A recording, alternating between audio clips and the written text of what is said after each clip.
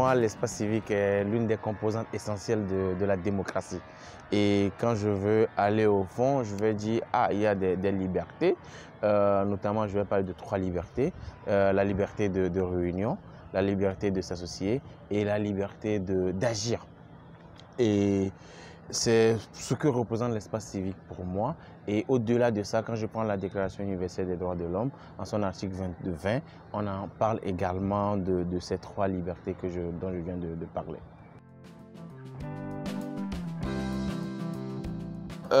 Malheureusement, l'espace civique au Togo est en régression. Voilà.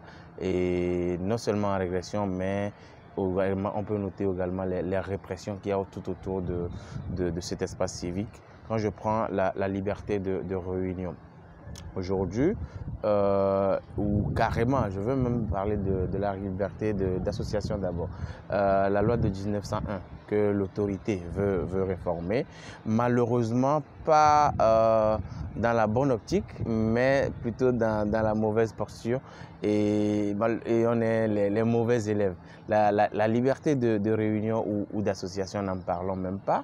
Quand je prends de 2015 à 2021, on a eu au moins 27 décès suite à l'usage excessif de la force par nos FDS sur les manifestations pacifiques qui sont interdites plus tard.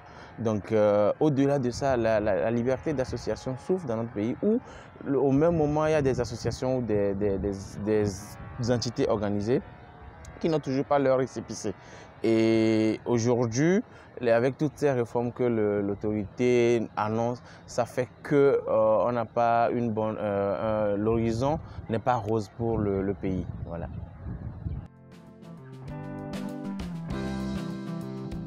L'un des principaux rôles, c'est que la société civile doit alerter. Mais au-delà du fait d'alerter, la société civile doit aussi sensibiliser et aussi discuter avec l'autorité sur le bien fondé de bien faire les réformes pour que le Togo soit un bon élève. Quand je prends les 2 EPU passés, on a eu au moins 16 recommandations pour le Togo pour l'amélioration de l'espace civique. Ça ne donne pas une bonne image à notre pays. Et Togolais que je suis, je vais juste militer, même si en tant qu'individu ou en tant que personnel d'une ONG ou OSC, pour que l'autorité puisse revoir sa copie. Et à côté également, avant, quand on prend les initiatives pour refaire une loi ou pour faire une réforme, il faut aussi concerter. Voilà. Nous, on est dans l'action tous les jours. Il faut aussi que l'autorité nous fasse appel pour dire j'ai envie de faire ci, quelle est votre position sur ça, quelle est votre contribution sur ça, et on le fait. Et ensemble, quand on va contribuer à cette sauce-là, quand la sauce va sortir de la cuisine, on sera plutôt tout content en fait. Alors, pour l'amélioration de l'espace civique, je pense que, comme on le dit si bien, le linge sale se lave en famille. Il faut quand même avoir le courage de refaire certaines choses.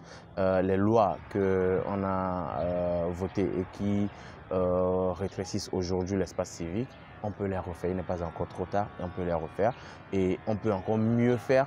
Quand je prends les lignes directrices sur la liberté d'association en Afrique, le Togo aussi peut s'inspirer de ça et aligner toutes ces réformes sur cette ligne directrice-là. Et comme ça, l'espace civique sera plus vivable et les citoyens peuvent tranquillement manifester ou agir en fonction de ce qui se passe dans le pays.